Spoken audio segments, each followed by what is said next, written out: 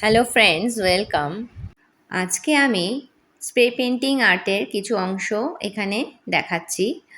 আমার art school শিল্পায়নে recently আমি আমার স্টুডেন্টদের এই স্প্রে পেন্টিংটা শিখিয়েছি। এই পেন্টিং করার জন্য ফার্স্টে একটা হোয়াইট পেপারে যে কোনো রকমই একটা ড্রয়িং করে সেটা কাট করে নিতে হবে। তারপরে স্টেপ বাই স্টেপ কাটিং আর স্প্রে করে এই পেন্টিংটা করা হয়। আমি এখানে স্টুডেন্টদেরকে একটা simple tree as a example হিসেবে করিয়েছি। আর এই পেন্টিংয়ের টেকনিকটা একবার শিখে নিলে যে কোনো ধরনের ড্রয়িংই এই স্প্রে পেন্টিং করে করা যেতে পারে।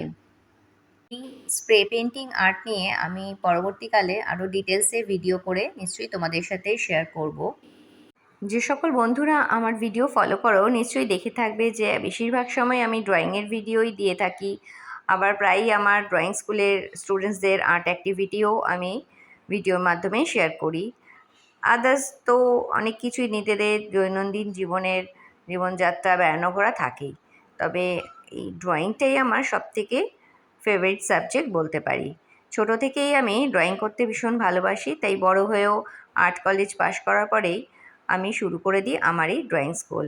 লাস্ট 20 বছর ধরেই আমি আমার এই ড্রয়িং স্কুলে স্টুডেন্টদেরকে ড্রয়িং শেখাই। ভীষণ ভালো লাগে ড্রয়িং করতে আর ড্রয়িং শেখাতেও, কারণ এর মধ্যে যে আনন্দটা আমি পাই সেটা অন্য কোনো কিছু থেকেই আর আসে না।